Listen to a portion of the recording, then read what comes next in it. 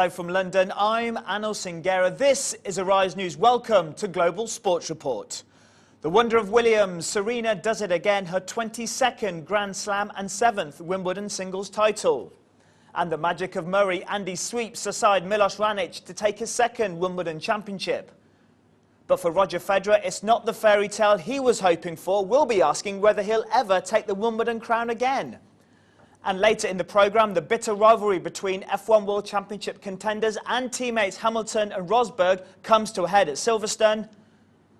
Plus, Manchester definitely won't be united as Jose and Pep set out their visions for Premier League domination. We'll be looking at which one of them has a better chance of success.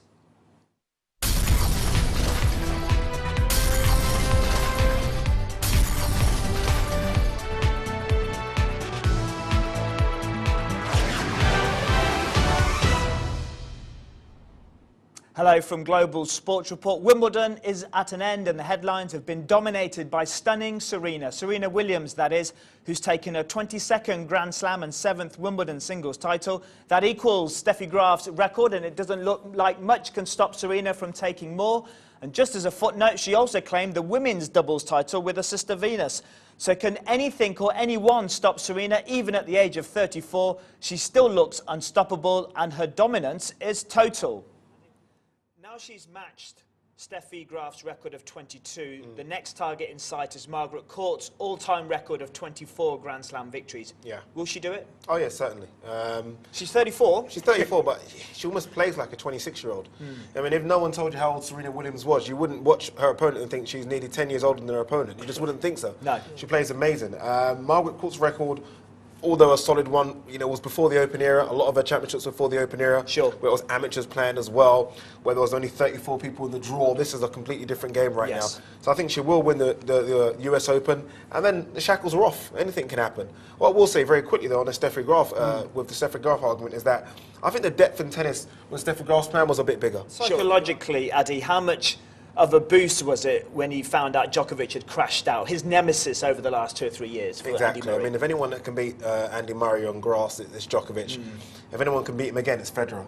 So Djokovic going out, Nadal not being in the tournament, Stan Wawrinka going out early, and then Federer getting knocked out by Raonic. I mean, if you're in the changing room and you're watching Federer get beat by Raonic, the boost is right there. Yes. And I think you saw that way he destroyed Berdych in the semi-finals. I think it's very good for Andy Murray. Look, the pressure was on. He's British #1. Wimbledon is a British championship. And he's always been talked about this big four. Murray, Federer, Djokovic, Nadal. But you kind of look at the Grand Slams, and he's been lagging behind severely against those three. So I think it's important for him to get this Grand Slam and move on and see if he can get any more. Because I think the big four is all well, but you need to bring Grand Slams to it, and now we're starting to do that. So I think it's fantastic. I think the Ivan Lendl thing you mentioned is a big point. Huge. Ivan Lendl had that kind of real mental toughness, and I think Andy Murray's got that as well now. And Addy, is it fair to say now that the Federer-Nadal era is reaching its end, and now we have obviously Djokovic and Murray now? Is it unlikely that we'll see Roger Federer winning a Grand Slam again? I'll never rule Roger Federer out. We're talking about probably the greatest player of all time to pick up a racket. But I think you're right. The Federer and Nadal era probably died a couple of years back. I think Nadal, Djokovic, Raonic, Cilic, everyone that ends with itch has got a chance. Berdych. Yeah, there's so many coming up right now. But I think that era is done. And this era probably is the Murray and Djokovic era. It won't be as good as I don't think as the Nadal-Federer. But I think this is Murray and Djokovic time to kind of take this on now and see what they can do.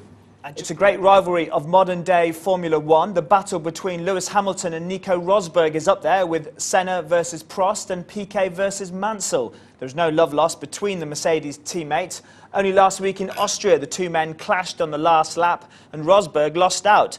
Since then, both drivers have been warned by their team boss to stop clashing on the track and race cleanly, but they've been allowed to carry on racing competitively and not under team orders. And today it was Hamilton who finished first at the British Grand Prix, with Rosberg just behind him in second.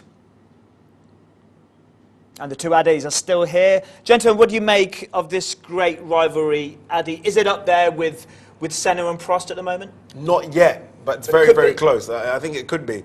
I'd love to see him in different cars. I think that's what kind of makes it probably not as competitive. You'd love to see them in different cars and just going at each other, and that would be fantastic. Right now, yes, there's no team orders that we know of in terms of over the radio, but you must be told behind the scenes, look, guys, these cars cost up to £1 million each, and you guys are just wrecking them, racing against each other. Stop it. But I find it fascinating, and I love it. Look, Formula One right now for me is almost becoming a boring sport, if I'm honest with you. Yes. You know, Mercedes, Mercedes, Mercedes. So this is what I think keeps it alive, and long let this continue. I hope that there are no team orders, and I hope that these guys can keep on racing each other, because it brings the sport back. And because right now I think we're in a situation where you kind of know who's going to be number 1 and number 2. So it's almost a case of how do they get to that stage. No person has ever won the World Championship without winning one of the first 4 races, and Hamilton is breathing down Rosberg's neck now, isn't he? He is, but I think he likes it. I think he likes the challenge. And I think he's stepping up to the challenge as well. Look, he's not going away anywhere. I mean, where there's Hamilton, there'll be Rosberg. We saw that even 2 weeks ago at the last week, the Austrian Grand Prix, where he nearly took Hamilton off on the last lap. They love the rivalry, and I think it's showing. Is it boring for the sport? Probably. Look, there's no Vettel, there's no Raikkonen. Who's going to come through? Who's going to challenge these guys? Who's going to split them in the podium? That's not happening at the moment. But right now, between those two, it put headline papers, and that's what we want. We want headline papers. But I just feel like for the sport to get better, it needs to be more about the driver than the car.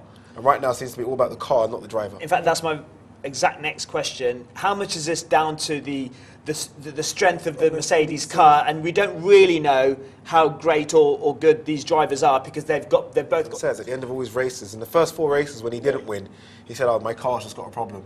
We'll fix it, my car, my car, my car." And I'm like, well, what about you? You know, what's going on? Why my car? And that's all we seem to hear from every driver that doesn't do well. My car, my car. And that's when you know it's all about the car, really, not the driver. And just very... So I have the same respect for every club, every manager, every opponent. And thanks a lot to what Leicester did, because it's one of their legacies is to change forever the profile of the competition.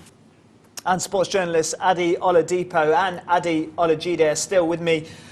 Adi, what are you expecting from this Jose Mourinho Manchester United team? Who knows? Honestly, honestly, who knows? I think with Mourinho, there's still a lot to prove. I think people need to remember last season wasn't a good season from at Chelsea. He got sacked. Chelsea were as low as 16th in the table. So it's not like a manager that's coming off winning, you know, a treble or a Champions League. We're coming off a manager that, for the first time, has something to prove, and we're waiting to see what he has to prove. Man United aren't the team they used to be. There's holes there. It's a whole new thing now for Man United. Ryan Giggs is gone, so we have a whole new squad in terms of there's no Man United backroom staff at the helm for the first time in a long time. We signed Ibrahimovic, which is a very big signing. Mkhitaryan's coming from Borussia Dortmund, and again, another good signing. But this is Man United with a few holes. So will Mourinho be able to fill these holes? We don't know. He's a good manager, but is he good enough to compete against the likes of Guardiola in the league? He's doing really good things right now. Pochettino at Tottenham is doing really good things right now. Klopp at Liverpool. It's not as easy when he first came at Chelsea. It was only just him and Wenger and Ferguson. There's more now. So we'll have to see what he does under pressure. Summer transfers. Have you been impressed? Is this a real statement of intent from the club? I think the Pogba one will be. I think Man United have been looking for that marquee signing. I think Ibrahimovic at 35 really isn't the marquee one. It's a big name. Mkhitaryan's a great player, but Pogba's the one. Because if you can get a player from the likes of Barcelona or Real Madrid who are competing for the same player, it shows that Man United are back again. I think Man United for the last 3-4 seasons haven't signed the big marquee names. Pogba's that. 85, 100 million is rumoured, and I think it's time that Man United dipped in their toes into this big market. For too long, Barcelona and Real Madrid and Bayern Munich run the show, so to speak.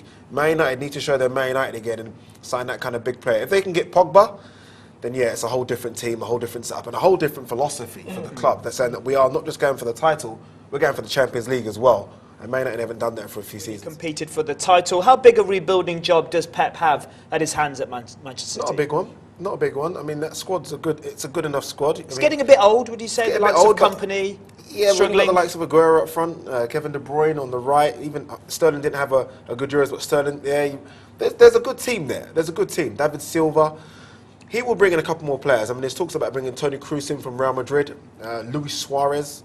Look, he wouldn't have taken this job if he wasn't assured that he's going to get the players that he wants to get. He would have outlined to the Man City bigwigs, look, this is the 4 or 5 players I want to get me 3 of them. Okay. Get me 3 of those, see what we can do. And I think Guardiola will do a good job in the Premier League, I really do. It's going to be a fascinating season. Both, thank you, Adi Oladipo and Olajide. Thank you for joining us here. That's it from this edition of Global Sports Report here on Arise News, coming to you from London. Many thanks to our guests once again, and thanks to you for watching.